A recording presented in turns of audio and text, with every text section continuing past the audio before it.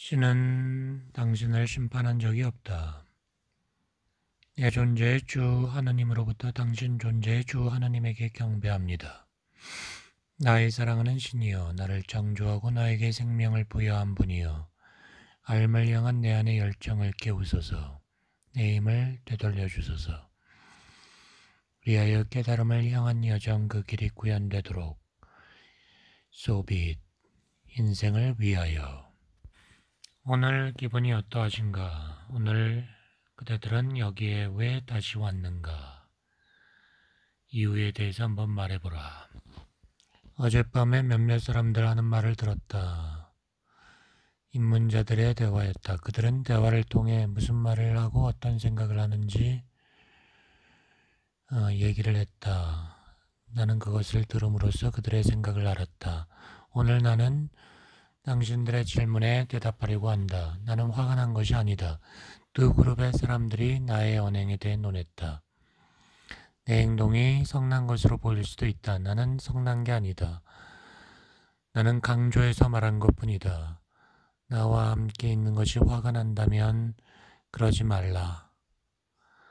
내면에 있는 신이 되는 것은 기쁨에 찬 심장에서 나오는 빛이 되는 것이다. 말케겐 어느 날 아침 당신은 문득 내가 가르쳤던 것을 깨닫게 될 것이다. 당신은 깨달음의 웃음을 웃게 될 것이다. 모든 것이 끔찍하다고 생각하는 인간의 심각한 사고방식과는 반대되는 환희를 맛볼 것이다. 단언하건대 신은 한 번도 누구도 심판한 적이 없다. 신은 베푸는 존재이다. 절대 근원이다. 신은 당신에게 당신이 원한다고 할지라도 가질 수 없다라고 말하지 않는다. 벌 받기 전에 회개하라고도 말하지 않는다. 원하는 것을 갖기 전에 반드시 회개해야 한다라고 말하지 않는다. 예수와 벤 조셉을 십자가에서 내려야 한다. 나는 당신들에게 말한다. 당신이 배우고 있는 신은 영원한 생명이고 그 생명은 무궁무진하므로 당신이 경험하지 않은 것이 얼마나 많은지 당신은 모를 것이다. 당신은 삶의 썩은 부분을 경험해 왔다는 것을 알지 못한다. 윤회의 굴레에 빠져 똑같은 태도로 살아왔다. 상상해보라. 똑같은 당신이 다른 육체를 가지고 수천 생을 살았던 것이다. 얼마나 지루한가. 당신은 이 상황을 한순간에 바꿀 수 있다. 당신이 배우지 않은 게 뭔가? 당신이 알지 못하는 것이 뭔가? 당신은 윤회의 굴레에 갇혀버려 똑같은 짓거리를 하면서 몸만 바꾸고 있다. 당신은 지금까지 당신이 해온 것보다 더 나쁜 것을 할 수 없다. 당신의 삶은 아무런 가치가 없기에 당신이 배우려고 하는 모든 것들, 이런 모든 것들을 없애도 괜찮다고 말하는 존재들이 있다. 당신에게 말한다. 당신이 적어도 1500만 년을 살았거나 여기로 계속 돌아왔다면 당신은 이미 많은 일을 했던 것이다. 당신은 누군가를 죽였고 죽임을 당했고 강간범이었을 수도 있다. 여왕, 거지, 노예도 되어봤다. 정숙한 여자도 되었었고 창녀도 되었었다. 당신은 모든 것이었다. 이런 모든 경험을 다 해본 후에 당신은 더 나빠지는 것이 아니라 갈수록 위대해진다. 모든 것이 다 괜찮다라는 어떤 사람의 말에 대해 생각하지 말자. 이 가르침은 당신이 나쁜 짓을 해도 괜찮다는 말을 하는 게 아니다.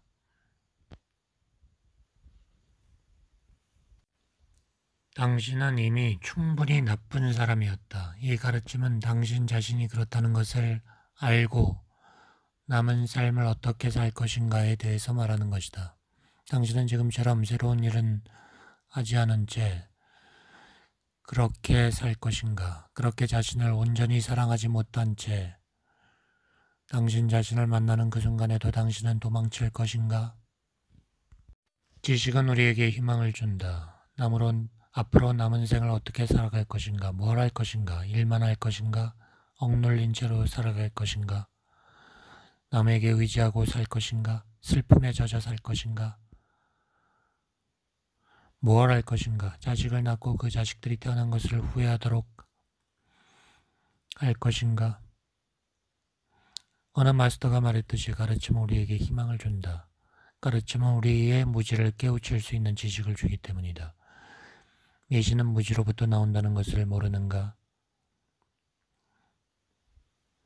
신성 모독에 대한 미신을 믿고 있는 문화를 생각해보라. 피의 희생을 믿고 있는 문화를 생각해보라. 이 가르침은 이러한 무지와 미신을 없앨 것이다. 오늘 당신이 배우려고 하는 것은 과학, 신학, 그리고 나를 합친 것이다. 당신은 두뇌의 실질적인 기능과 역할을 배울 것이다. 이 육신이 어디에서 얻어졌으며 이 육신이 죽은 뒤 어디로 가는가에 대한 질문에 답을 얻게 될 것이다. 육신이 어디에서 왔는가? 신통력 있는 사람과 그렇지 않은 사람이 있는 이유에 대해서 답을 얻게 될 것이다. 오늘날 새로운 지식은 아주 빈약하다.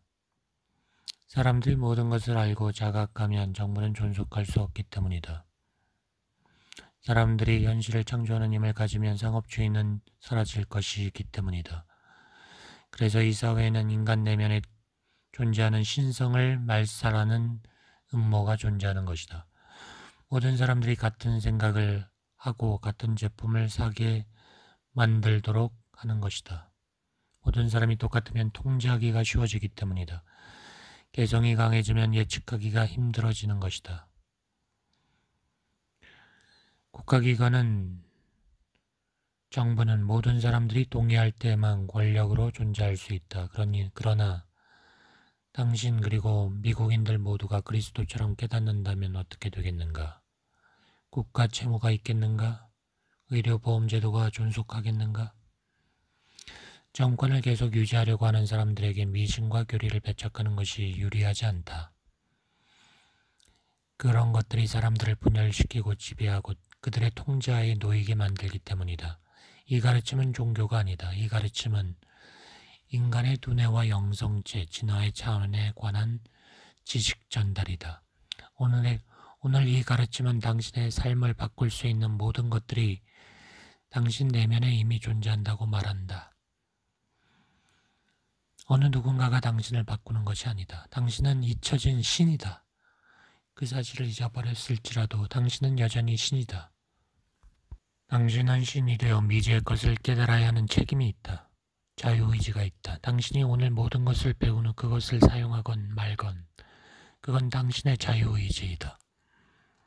그것은 옳고 그름의 문제가 아니다. 선택일 뿐이다.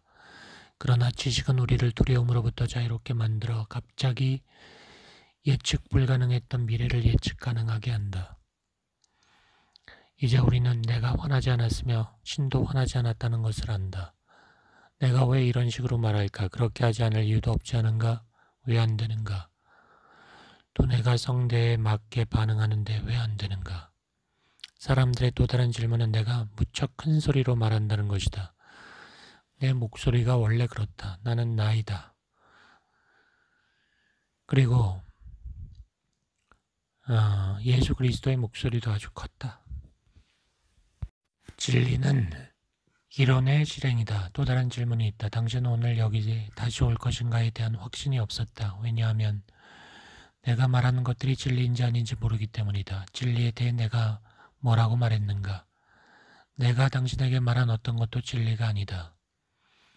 신은 당신이 아는 것만을 알고 있을 뿐이다. 내가 말하는 것을 당신의 방식대로 되게 하고 그것을 경험할 때만 당신의 진리가 된다. 그러면 그건 진리다. 그것이 당신의 방식대로 일어나지 않는다면 그것은 진리가 아니다. 그것은 그냥 가르침일 뿐이다. 당신이 그것을 경험하기 전까지는 진리가 될 수 없다.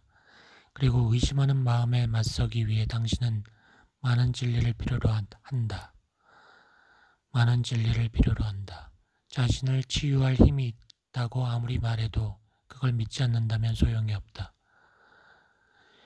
당신이 부자가 되고 싶다고 아무리 말해도 소용이 없다. 부자가 되고 싶다면 엄청난 불을 나타내는 그림을 그려 그것이 현실로 이루어질 때까지 매일 하루에 1시간씩 그 그림에 집중해야 한다. 그것이 당신이 해야 할 일이다. 그러면 부자가 될 것이다. 당신이 이것을 집중을 사용하지 않는 한 이루어지지 않을 것이다. 당신의 진리가 되지 않을 것이다. 그러므로 나는 진리에 대해 말하는 것이 아니다. 나는 개념을 말하는 것이다.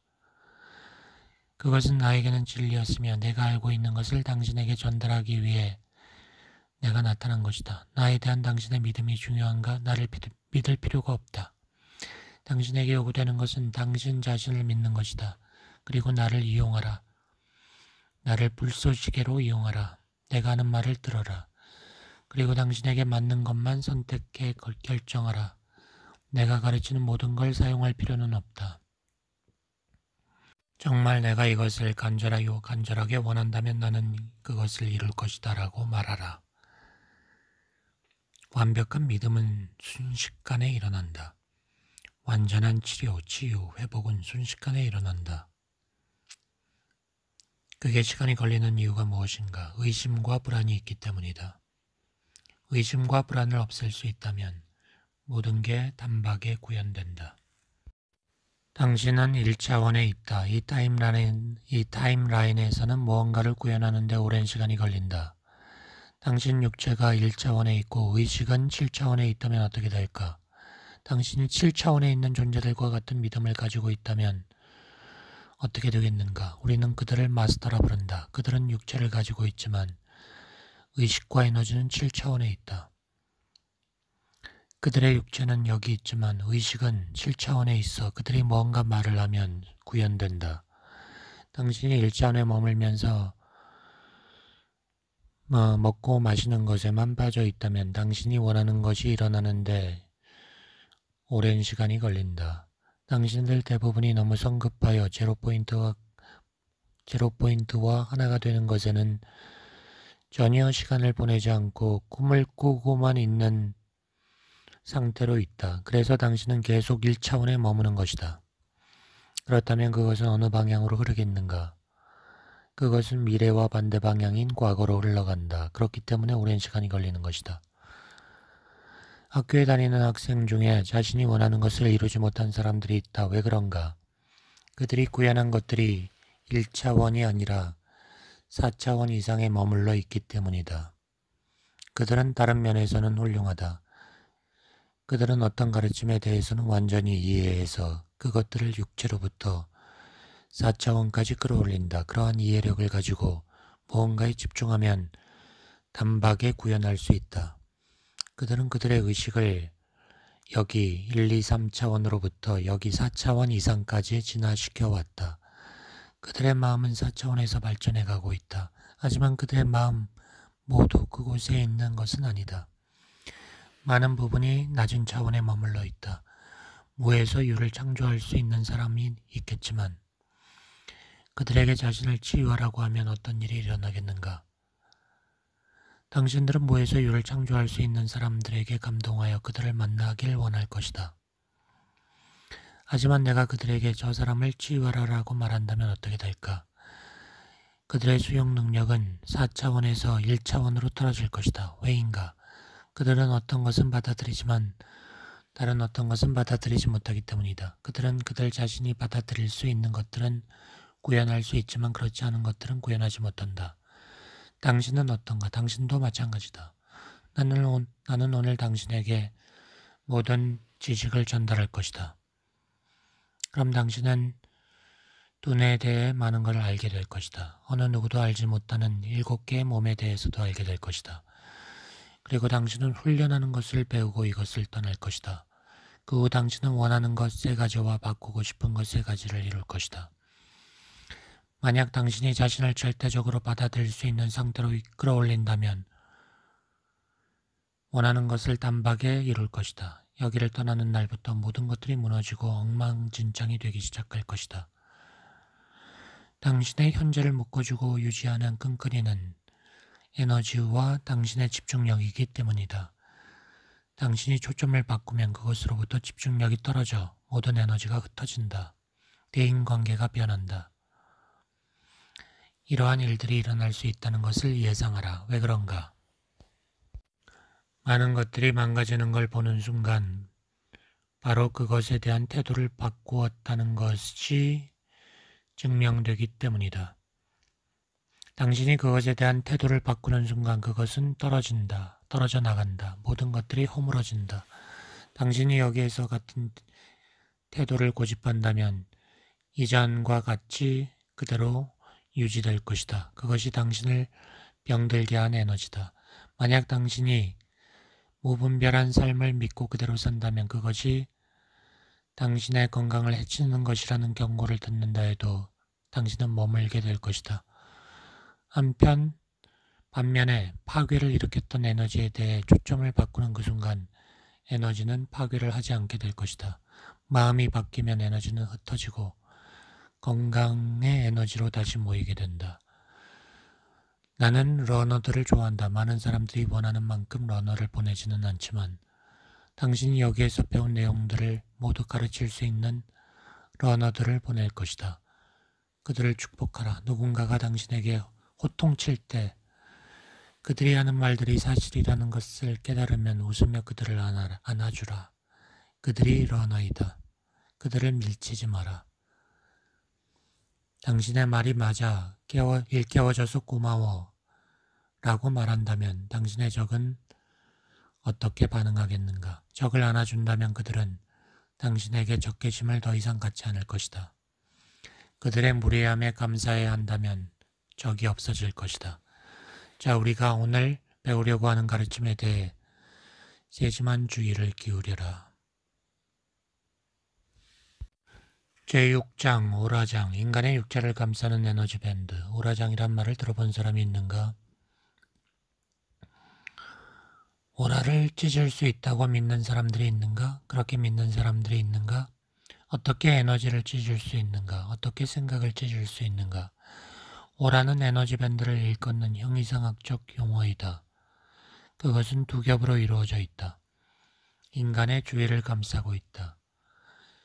그것이 에너지 밴드의 모습이다. 이것이 당신이라 가정하면 당신은 육체를 둘러싸고 있는 에너지 두 개의 밴드를 가지고 있다. 이것은 단순히 회색 오라, 푸른색 오라, 무지개색 오라가 아니라는 말이다. 이것은 에너지에 대한 구체적인 설명이다. 오라는 실제로 여러 가지 다른 차원 의식과 그에 따른 주파수를 가지고 있다. 팔을 옆으로 벌려보라. 양팔을 옆으로 벌린다. 바로 그것이 당신 육체를 둘러싸고 있는 장의 넓이이다. 다시 양팔을 벌리고 자신의 장 안에 누가 들어와 있는지 보라. 이것을 집단 사회 의식이라고 할 수 있을까? 그렇게 말할 수 있다. 주위를 보라. 옆을 보라. 양옆을 보며 당신의 장에 누가 있는지 보라. 이 에너지 필드는 사실 두 개의 밴드로 구성되어 있다. 첫 번째 밴드는 여기 팔꿈치에서 끝나고 두 번째 밴드는 여기 손끝에서 끝난다. 이 장은 모두 당신 주위를 둘러싸며 움직인다. 오라장은 손가락 끝 혹은 손끝 가까운 곳에 있는 장 외에는 육안으로 볼 수 없다. 검은 천이 달린 벽에 두 사람을 세운 후 작은 등 하나만 끼고 반대편 끝에서 그들을 바라본다면 낮은 진동수로 육체를 둘러싸고 있는 첫 번째 밴드를 볼 수 있을 것이다. 불빛 때문에 보이는 것이 아니다. 그것이 두뇌에 보이기 때문에 보이는 것이다. 어제 배웠던 7가지 차원에 대해 기억하는가? 처음에는 보이드가 숙고하는 모습을 손으로 따라했으며 그 다음에는 그것을 그림으로 그렸던 것을 기억하는가? 만약 당신이 우리가 시작했을 때를 기억한다면 두 점 사이에 존재하는 에너지에 대한 이야기가 생각날 것이다.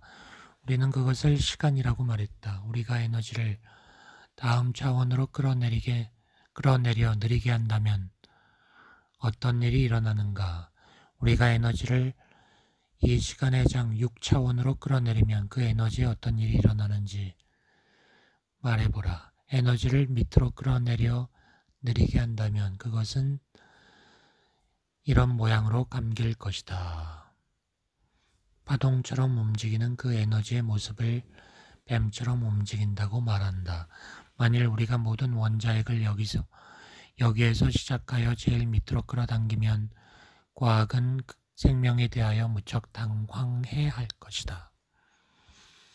그들은 소립자 원자 입자에 대해 당황해 할 것이다. 원자를 쪼갠다면 전자와 양성자로 쪼갤 수 있다. 원자 껍질과 그곳의 탄력을 없애 원자를 벗겨낸다면 실질적으로 원자를 1차원부터 시작해서 7차원까지 쪼갤 수 있다. 그리고 모든 부분은 그것에 해당하는 시간 차원과 동등하다.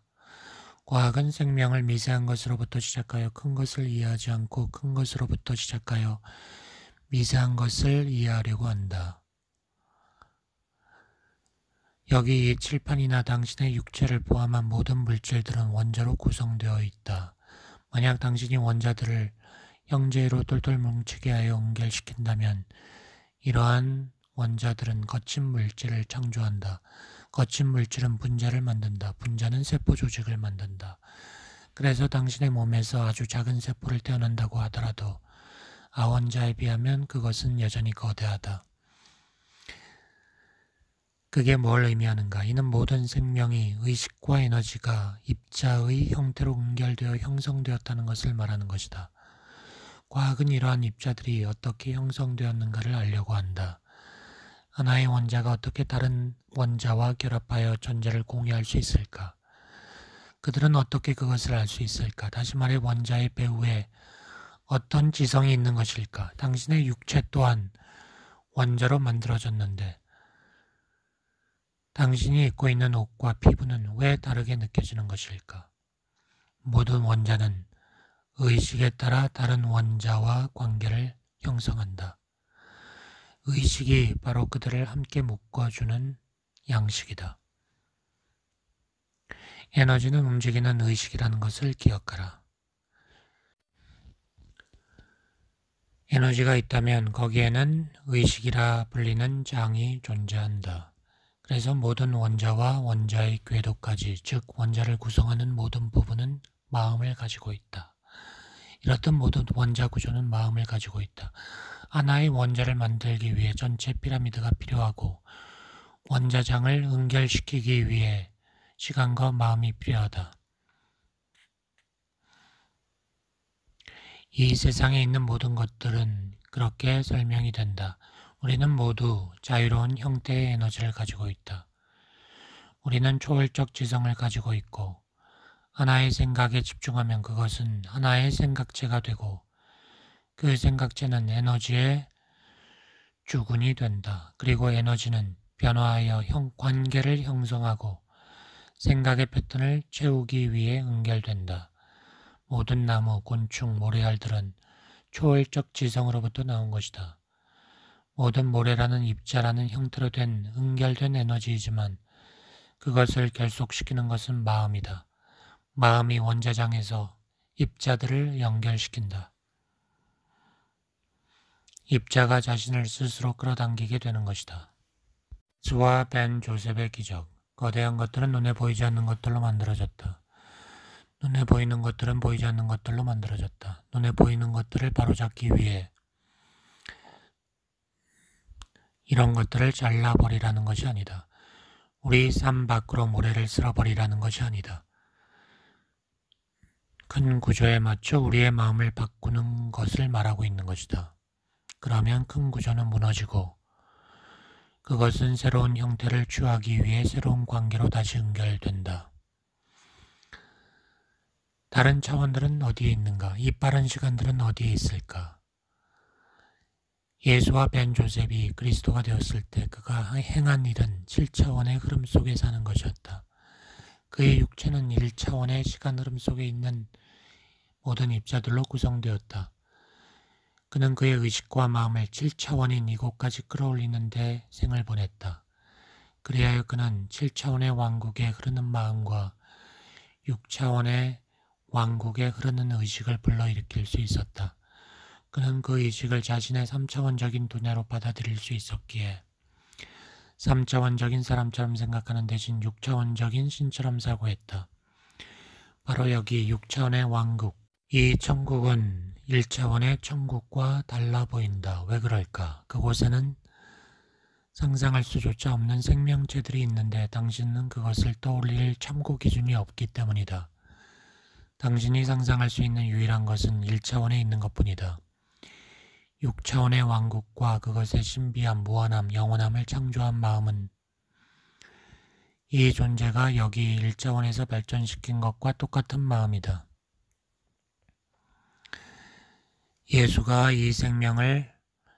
예수가 생명을 어떤 식으로 보았는지 살펴보라. 그는 어떤 것을 보더라도 그것은 정확히 자신의 생각과 일치하는 것이 되리라는 걸 알았다. 맹인을 만났을 때 맹인은 그에게 눈을 뜨게 해달라고 했다. 그러자 그는 뜨게 만들었다. 그가 맹인의 눈에 진흙을 바르자 생체장 또는 형태장은 시신경이 후두엽에 연결되도록 복원되어 맹인이 눈을 뜰 수 있었던 것이다. 그래서 우리는 그를 기적을 행하는 자라 부른다. 예수와 벤 조셉처럼 입자장과 연결되어 매일매일 보낼 수 있다면 얼마나 강할까? 그는 어떻게 그런 일을 할 수 있었을까? 그는 길을 가다가 눈에 보이는 것이 있으면 그 광경을 있는 그대로 받아들일 것인지 그것을 바꿀 것인지를 알아차렸다. 길을 가다가 흙먼지가 일어날 때 그것이 재밌다고 생각되면 그것을 그대로 받아들인다. 길을 가다가 먼지가 일어난다고 해서 짜증낸 적이 얼마나 많은가. 그렇게 짜증나면 더욱더 화가 나지 않는가. 그가 군중에게 가르침을 전하고 먹을 것을 주려 했을 때 5,000명이 모였고 단지 한 조각의 빵이 있었다면 당신은 뭐라고 하겠는가? 그는 마음과 물질 간의 상관관계를 알고 있었기에 그는 오직 자신이 본 것에 대한 그의 마음을 바꾸었다. 그리하여 그의 마음 속에서 빵과 물고기는 증식을 위한 씨앗이 되었다. 그가 그것을 씨앗으로 보니 그는 빵과 물고기를 무한히 공급할 수 있게 된 것이다. 그 공급은 어디에서 오는가? 생선 한 마리와 빵 한 조각에서 왔다. 그가 했던 일은 그것을 무수히 만들어내는 것이었다. 그는 흩어지고 재응고되는 에너지를 취해 생선과 빵으로 연결시키는 틀을 만들어 그것을 만들었던 것이다. 누군가가 장미에게 장미가 되라고 말했고 누군가가 장미에게 어떤 향기를 가지라고 말했고 또 다른 누군가는 머릿속에서 장미를 붉은 벨벳으로 묘사하였다. 누군가가 그 일을 한 것이다. 장미는 저절로 핀 것이 아니다. 그것은 장미가 되도록 창조되었던 것이다. 나무와 새, 물, 모든 자연이 그렇게 창조되었다. 누군가가 그것들의 진화에 대해 집중했었다. 그 자들이 누굴까? 당신이다. 당신이 그것을 기대한 것이다.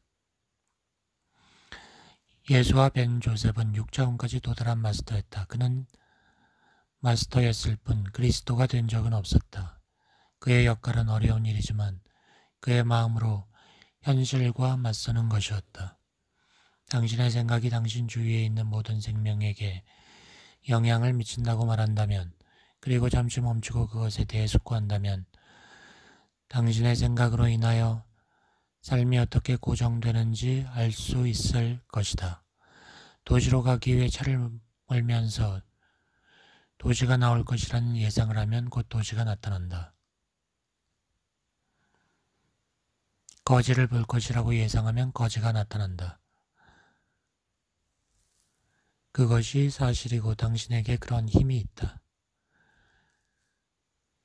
이것을 안다면 매일 마음으로 물질적 현실을 거부하고 그것을 덮어 씌워야만 했던 존재나 존재들에게 인문이 어떠했을지를 상상해 보라. 그들의 마음은 강력하여 그곳에 없던 것을 만들 수 있었다. 당신의 현실이 당신보다 더 강하다고 생각하는가? 그렇지 않다. 당신이 더 강하다.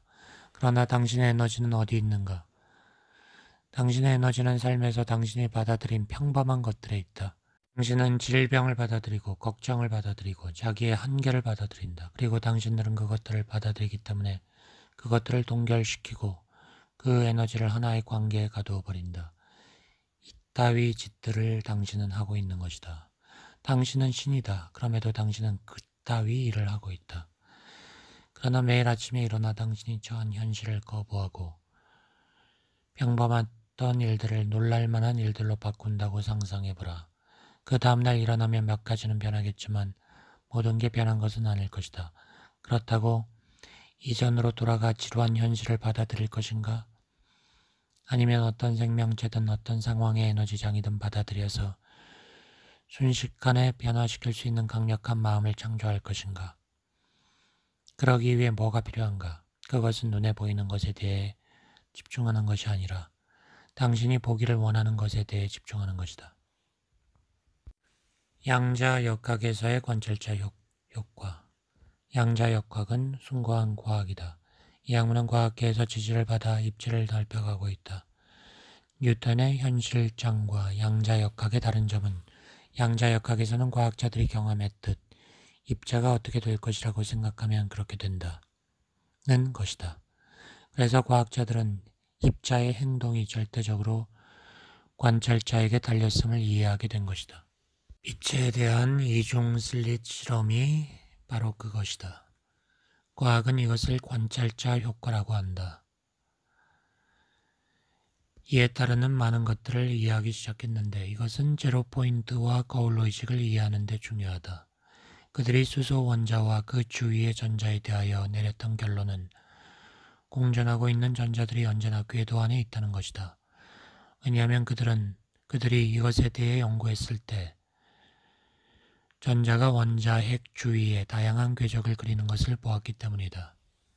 그런데 그들은 관찰자가 언제나 입자들의 영향을 준다는 사실을 깨닫고 나자 다음과 같은 결론을 내렸다. 원자 주위를 돌고 있는 것은 입자라기보다는 전자구름이다. 다시 말해 그것은 구름처럼 움직였을 뿐이다. 그들은 옳았다. 그들이 언제 전자를 발견했는지 아는가? 그들이 전자가 그곳에서 발견되리라 예측한 순간이었다. 자, 우리가 등을 돌리면 이 모든 원자들이 어떤 일을 할지 상상해보라. 당구대를 떠올려보라. 당신이 고개를 돌려 그것을 보면 모든 공은 제자리에 있다. 당신이 등을 돌리면 그것들은 희미해져 버린다. 당신이 그거를 보는 순간 그것들은 다시 원래 상태로 되돌아간다. 이것이 그들의 방식이다. 당신이 자고 있는 동안에도 지구가 둥을 다는 것을 어떻게 아는가? 이것은 과학에 있어 위대한 도약이었다. 그것이 옳다면 그들은 다음 차원으로 나아가 삶을 창조하는 것은 당신이라고 말해야 하기 때문이다. 하지만 그들이 어떻게 그렇게 말할 수 있겠는가? 그렇게 말하는 것은 이단이기 때문이다.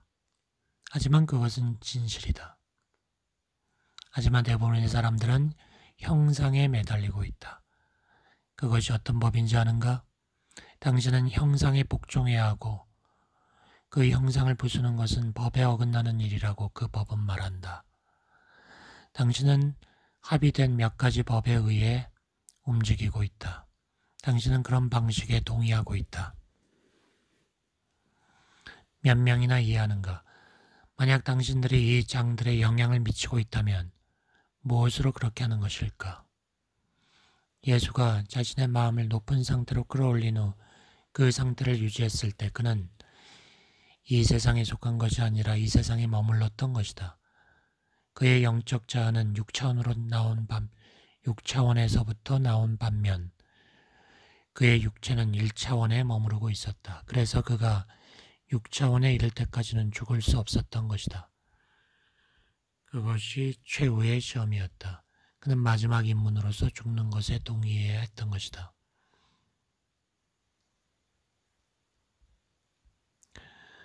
그 시험이 얼마나 두려웠을까? 당신들 중 어느 누구도 그런 일을 할 수 없을 것이다. 그는 어떻게 그런 일을 할 수 있었을까? 그의 마지막 시험은 모든 사람들 앞에서 죽는 것이었다. 그의 마음은 그렇게 강력했다. 그는 그런 마음을 내 안에 하느님이라 불렀다. 그의 마음은 강력하여 그의 육체가 죽어 부패하는 것도 허용할 수 있었다. 그리고 그는 적당한 때가 되면 육체와의 관계성을 회복하여 육체를 복구하려 했다. 그것이 가능할 수 있을까? 과학자들이 우리가 입자에 영향을 준다고 말한 것에 따른다면 그것이 가능하다. 여기에서의 허점이 어디 있을까? 그것은 우리가 삶에 대한 두려움으로 한 번도 제대로 살아가고 있지 않다는 데 있다. 죽음에 대한 두려움 때문에 우리는 제대로 살고 있지 않다. 여기 있는 사람 중에 내 시체를 눕혀라. 그러면 나는 부활할 것이다 라고 말할 수 있는 그런 현실을 누구도 만들지 못했기 때문에 그런 능력을 가지고 있는 사람은 여기에 없다. 아직 그렇게 살아본 적이 없기 때문이다. 그 당시 예수가 가지고 있었던 육체는 어떤 모습이었을까? 그의 육체가 3일 동안 부패한 후에 그는 다시 부활하였다. 부활한 것은 무엇이었을까? 피라미드의 그림을 다시 보라. 어제 나는 우리가 여기 이 시간으로 하강했다고 말했었다. 우리 모두는 그렇게 하강해왔다. 하강하면서 우리는 모두 흔적을 남겼다. 그 말은 제로 포인트에서 1차원까지 하강하는 동안 우리는 각각의 차원을 구성하는 환경과 마음의 원인이 되었다는 것이다. 그래서 우리는 이미 각기 다른 시간의 틀에 맞는 육체를 가지고 있다. 각 차원마다 그곳에 해당하는 다른 육체가 존재한다. 우리는 여기에서 인간의 육체를 가지고 있다. 우리는 7가지 모든 차원의 육체를 가지고 있다. 그러한 육체는 우리가 남겨두고 온 흔적이다. 그것은 마음이며 그것들은 똘똘 말려있고 펼쳐지기를 기다리고 있다. 집중에 의해 이러한 차원에 존재하는 육체와 접촉하는 그 순간 우리는 그 차원에서 새로운 환경을 펼칠 것이다. 그것은 의식의 흐름이 되어 우리 두뇌 안에 있는 파충류 뇌로 흘러간다. 그것은 마음의 흐름이며 여기로 흘러 심피지를 활성화한다. 이런 차원과 접촉할 때 그곳이 아주 익숙하다는 느낌이 들면서 육체를 남겨두고 온 것에 대해 의아하게 생각하게 될 것이다. 그러나 그곳을 떠나면 그것이 다시 여기의 환경으로 똘똘 말려버리기 때문에 당신은 그것이 꿈이었다고 생각할 것이다. 나는 7개의 몸을 가지고 있다. 그것들은 모두 이 물질적인 육체 안에 포개져 있다. 그것들은 당신의 손끝까지 뻗쳐있는 오라장으로 빛을 발한다. 7개의 모든 몸은 당신이 지금 가지고 있는 물질적 육체를 구성하고 있는 거친 물질 안에 다 들어있다. 당신이 이 타임라인에서 1050만 년을 살아왔고 45만 5천 년 전에 여기 두뇌에 급격한 변화가 일어났다면 모든 육체는 한 번도 3차원 이상으로 올라가지 못한 채 윤회하고 있다는 말이 된다. 무슨 말인가? 이는 우리가 매번 태어날 때마다 우리 육체 안에 4개의 또 다른 빛나는 육체를 지니고 있다는 것이다. 우리는 3개의 육체를 가지고 죽음을 맞게 되지만 라이트 바디 안에 4개의 다른 주파수를 가진 4개의 다른 몸이 있다는 것이다. 빛으로 간다고 해서 모든 게 끝나는 게 아니다. 그곳은 우리에게 익숙한 장소일 뿐이다. 빛의 육체 속에는 포개어진 4개의 다른 육체가 있다. 그것은 각기 다른 시간대에 존재한다. 그 육체들은 그곳으로 가기 위한 우리의 매개체이다. 그리스도의 부활과 7가지 의식 차원. 전생에서 당신은 빛 너머로 가본 적이 없다. 이 세상이 완생하기 전 빛 속에서 당신은 전생을 회고하였다. 라이트 바디 상태에서 전생을 회고한 것이다. 회고가 시작되면 모든 에너지가 풀리고 당신이 전생에 뭘 했으며 누구였으며 무엇을 이루었고 어떻게 발전하였는지 영상을 통해 보게 된다. 그것은 단지 에너지를 풀어 영상으로 당신에게 보여주는 것이다. 그런 후 당신은 인간의 육체 상태가 아닌 라이트 바디 상태에서 다음 생에 환생하기로 결정한다. 당신은 자신이 다시 환생하면 더 잘할 수 있을 것이라고 생각한다. 빛으로 간 존재들이 전생을 바라보면서 그것을 인지한다는 것이 흥미롭지 않은가? 그들에겐 두뇌가 없다. 그런데 어떻게 그들이 본 것들을 판단하는가?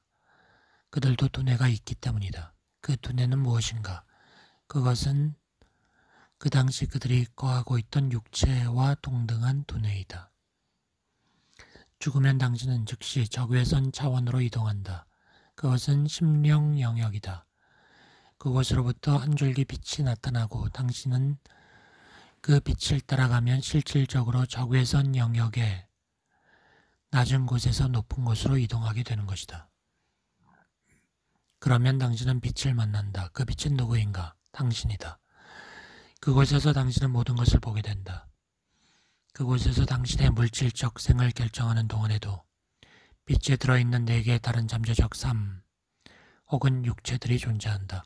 그런데도 당신이 했던 유일한 일들은 항상 이곳으로 들어오는 일이었다.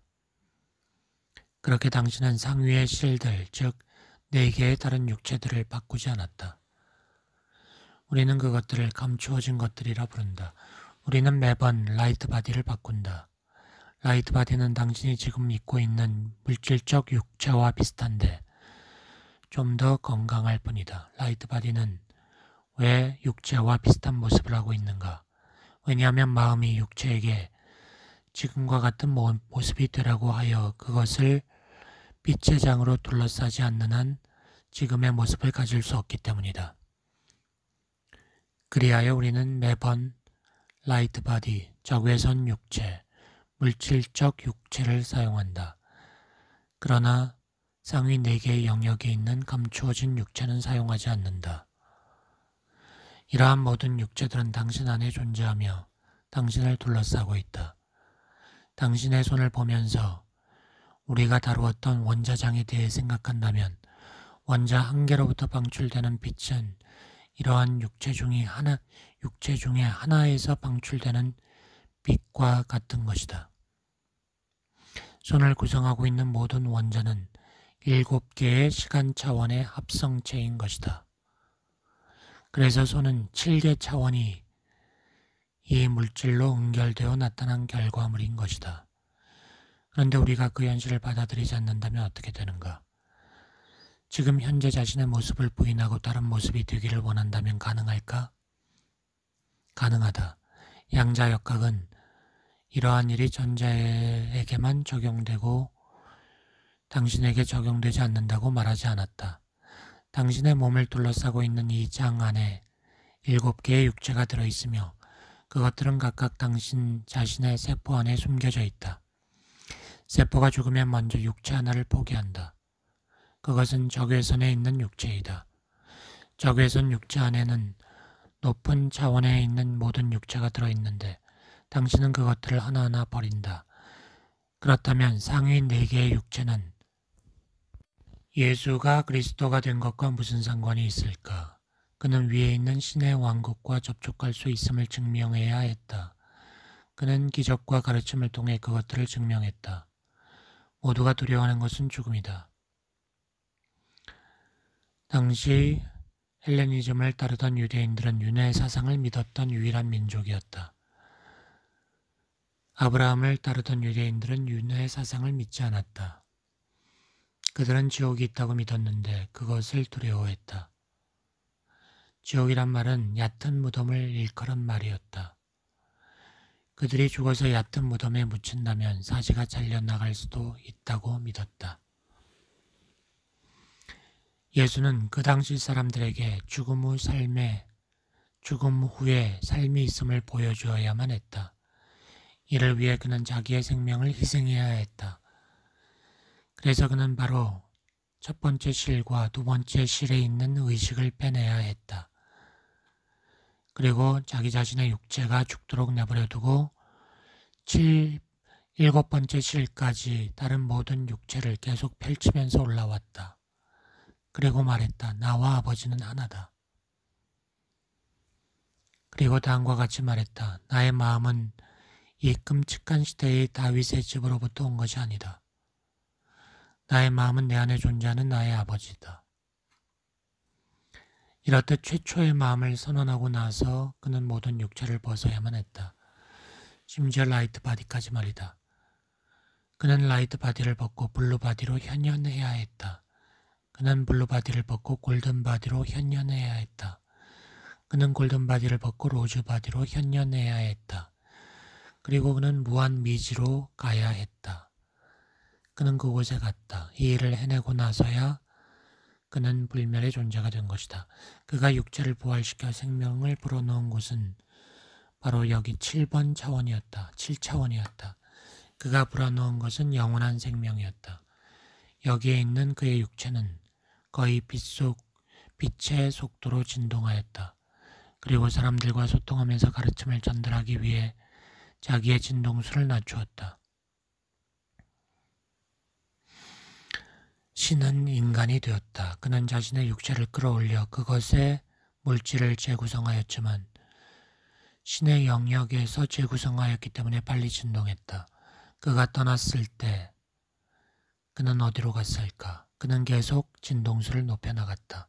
그는 원자 주위를 돌리기 시작하여 결국 그것이 원자에게까지 영향을 미쳐 원자에게 돌기 시작했다. 그렇게 돌리면서 모든 입자들이 자유로운 공간 속으로 들어가게 했다. 그는 7개의 육체를 펼치고 있었던 것이다. 그가 사라졌을 때 그는 빛에서부터 모습을 감추었다. 그때서야 그는 비로소 일어선 자 그리스도라 불리게 되었다. 그것이 그의 마지막 시험이었다. 그것은 그의 의식이 신과 절대적으로 하나가 되었으며 죽음조차도 그의 마음을 이길 수 없다는 것을 의미한다. 이후 예수에 대한 수많은 전설과 종교가 탄생했다. 그러나 당신에게 알려지지 않았던 예수의 진정한 가르침은 예수가 당신의 삶을 구원하는 것이 아니라 그는 단지 인간 내면에 존재하는 신의 힘을 증명해 보인 마스터였다는 것이다.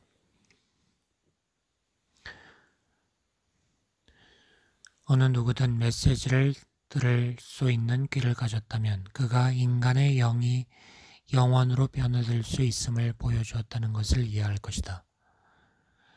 그것은 그만 보여준 것이 아니었다. 지금 우리는 무엇을 갖게 되었나? 예수가 신의 독생자라는 종교를 갖게 되었다. 그러나 모든 사람들이 신의 자녀들이기 때문에 그 말은 합당하지 않다.